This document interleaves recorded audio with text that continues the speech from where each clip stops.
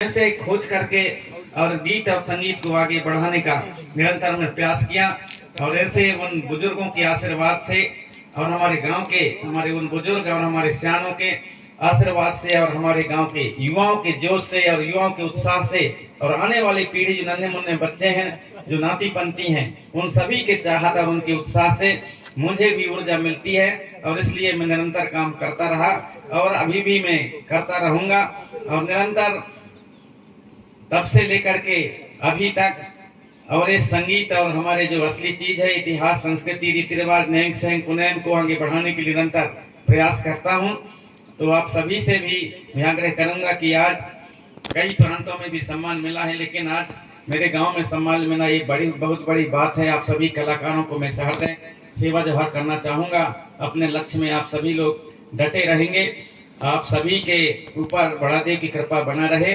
किसी विकट परिस्थिति में भी, मेरे साथ में भी विकट परिस्थितियां आई, लेकिन कभी मैंने हार नहीं मानी। और अंततः अलग अलग हमारे जो विद्वान हैं सभी के संगत में मैंने बैठा उचा। 1979 में धोकल सिंह सांध्या के धर्मगढ़ भैंसवाजी में और गोंडवाना गोंडी धर्म सम्मेलन लगता है, वहां पर मेरे काका के साथ वहां पर गया था और 1979 में वहां गया। इसके बाद कंगला मांझी अंतरराष्ट्रीय गोंडवाना मजदूर संघ नई दिल्ली, वहां भी कुछ दिन मैंने जुड़ कर के रहा। इसके बाद में हमारे सम्मानित रुमाल सुहेल सिंह ताराम जी से मेरी और एक पुस्तक गोंडवाना सगा करके मासिक पत्रिका निकाले थे गोंडवाना सगा के नाम से 1983 में। तो उस पत्रिका को भी मैं और पढ़ा। इसके बाद उसको बदल करके सुहेल सिंह ताराम जी ने गोंडवाना दर्शन नाम दिया 1984 में। 1983 में भी 83-84 में हम लोग गोंडवानी सुरलहरी, जब उस समय मैं लगभग 7वीं 8वीं पढ़ता था, तो बना लिए थे गोंडवानी सुरलहरी। उतने छोटे उम्र में आप सोचिए गोंडवानी सुरलहरी। और उसमें जो है उस संस्था को या उस नाम को बनाने में मेरे साथ में मेरे मामा के लड़के हैं जो अभी लैब टेक्नीशियन है, तिरमाल सरवन सिंह मकाम जी, वो उनके साथ में अक्सर हम रहा करते थे, क्योंकि मैं वही नाना के यहाँ और मामा माई के यहाँ और ऊपर टोला पड़रई में रहता था। तो उस समय उन दोनों मिलकर के अलग अलग, कभी कभी अलग, किसी दिन दूसरे नाम से सोचते थे कि क्या रखा जाए यार, कभी प्रेम संगम, तो कहीं कुछ, दोनों के नाम से ऐसा सोच सोच करके अंत में हमने सलाह बनाया। और मेरा विचार था कि गोंडवानी सुरलहरी रखें, तो बोले हाँ ये सही रहेगा। तो हम दोनों ने इस प्रकार से गोंडवानी सुरलहरी और उसी समय सोच लिए थे आगे चल करके इस गोंडवानी सुरलहरी को और सबके सामने लाने का प्रयास किया। और आज गोंडवानी सुरलहरी को जमाना जानता है और गीत और संगीत के माध्यम से गोंडवानी गीत संगीत को कोई सुनना पसंद नहीं करता था, गाना पसंद नहीं करता था। लेकिन आज ऐसी स्थिति है, जब हम एक दिन ऐसा जाते थे स्टूडियो वालों के पास में, कंपनी वालों के पास में, तो कहते थे अरे क्या गा रहे हैं, हमको समझ नहीं आ रहा है, हम ऐसे रिकॉर्डिंग नहीं कर सकते। और आज ऐसी स्थिति है कि वही जो ऐसा कहने वाले, जो रायपुर के बड़े कंपनी सुंदरानी म्यूजिक या सुंदरानी कैसेट्स के नाम से आप सभी जानते हैं, वह सुंदरानी वाले भी हमारे नाम से चोरी करके और अपने YouTube चैनल बना के डाल रहा है। इतने गोंडवानी गीत संगीत आगे बढ़ गए।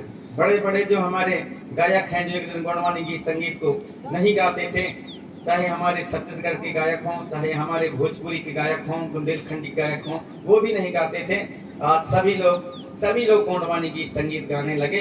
तो कहीं ना कहीं निश्चित ही और गीत संगीत के माध्यम से थोड़ा सा हमारा प्रयास रहा है और उस लक्ष्य में हम काफ़ी सफल हुए भी हैं। इसलिए आप सभी यहाँ पर जो इतने तादाद में, सैकड़ों की संख्या में सारे हमारे गोंडवाना के गायक, गीतकार, संगीतकार, वादकगण, हास्य कलाकार, नर्तकगण, आप सभी जो यहाँ पर उपस्थिति देकर के बंजा टोला की पावन धरती पर ये पहला ऐसा अवसर था कि आप सभी एक साथ यहाँ पर आए और बिना पर्चा पंपलेट के आप सभी आए यहाँ पर, केवल सोशल मीडिया को देख करके सुन करके यहाँ पर आए। ये बहुत बड़ी हमारे गांव के लिए और बहुत बड़ी उपलब्धि है हमारे बुजुर्गों के लिए। उनके आशीर्वाद से निरंतर ही इस प्रकार के कार्यक्रम होते रहें। पता नहीं कि क्या हो जाता है, आज हम हैं कल न रहें। हमारे बुजुर्गों का ऐसा कहना था कि हो सकता है कि इस वर्ष से अधिक सम्मेलन कर लेते हैं, पता नहीं अगले साल हमको मिलता है नहीं मिलता है, जीते हैं नहीं जीते हैं।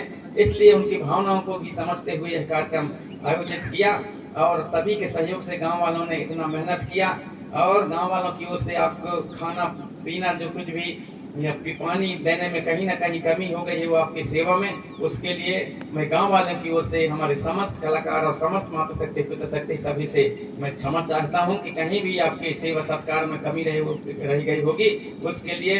और हमें कहीं ना कहीं क्षमा करेंगे, कहीं ना कहीं आप हमारे गाँव वालों की उस कमी को और नज़रअंदाज कर देंगे, और समाज को निरंतर आगे बढ़ाने के लिए आप सभी निरंतर प्रयास जारी रखेंगे। विकट परिस्थितियों में भी कभी अपने लक्ष्य से और भटकना नहीं, और अपने लक्ष्य को निश्चित ही उसको पकड़ करके रखना, और निश्चित ही आपको सफलता मिलेगी। ऐसे ही बड़ा देव आपको शक्ति एवं साहस दे, ऊर्जा दे, ऐसे मैं कामना करता हूँ। क्योंकि जो अपने लक्ष्य को और निर्धारित कर लेता है कि मुझे आगे बढ़ना है, तो निश्चित ही उसका लक्ष्य और प्राप्त होता है, उसका उद्देश्य पूरा होता है। मेरा भी यही उद्देश्य था कि एक दिन मुझे भी जैसे दूसरे गीत संगीत कलाकारों को यदि पंडवानी यदि कहते थे पहले, तो तीजन बाई का, झाड़ूराम दिवांगन का, रितु वर्मा का, उनका नाम सामने आ जाता था कि गुणवानी गायक वो हैं। उसी प्रकार मेरा भी सोच था, पंडवानी गायक हैं, तो मेरा भी सोच था कि मेरे गुणवानी गीत के नाम से ही, गुणवानी नाम से ही लोगों के और चेहरा मोहरा दिखने लगे कि हाँ, नाम याद आ जाए कि प्रेम साईं मरावी हैं, गुणवानी गायक। ऐसा इसलिए मैंने गुणवानी गीत को लक्ष्य बना लिया, और आज गुणवानी गीत को हमारे देश ही नहीं बल्कि अंतर्राष्ट्रीय विदेशों में भी जाना जाने लगा है। क्योंकि यूट्यूब आप सभी देखते होंगे, उसमें सब कुछ आपको दिखता है। मेरे जैसे चैनल है, तो मेरे चैनल को भी यदि 90-95% भारत के लोग देखते हैं, तो 5-10% विदेश के लोग भी देखते हैं। उसमें पूरा दिखता है कि किस किस देश से हम उसको